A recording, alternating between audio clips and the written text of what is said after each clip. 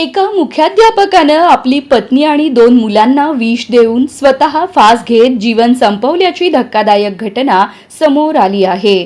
बार्शी तालुक्यातील हत्तीज येथे घडलेल्या एका हृदयद्रावक घटनेने संपूर्ण परिसर हादरला आहे. नंदुरबार जिल्ह्यातील चौगाव बुद्रुक तालुका तळोदा येथील जिल्हा परिषद शाळेत मुख्याध्यापक म्हणून कार्यरत असलेले योगेश बाळासाहेब पाटील यांनी पत्नी आणि 2 मुलांना विष देऊन स्वतः जीवन संपवलं.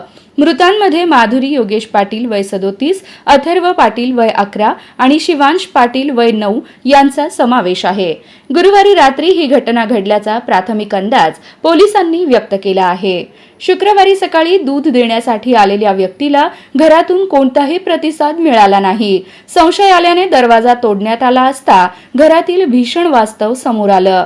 तपासादरम्यान समोर आलेल्या माहितीनुसार योगेश पाटील यांना शेअर बाजारातील व्यवहारांमध्ये सुमारे 1,80,00,000 रुपयांचा तोटा झाला होता.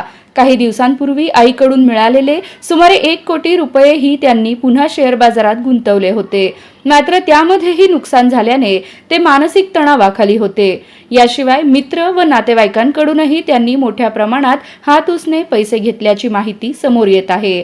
घटनेपूर्वी त्यांनी तब्बल 22 पानी चिठ्ठी लिहिली असल्याचं समोर आलं आहे.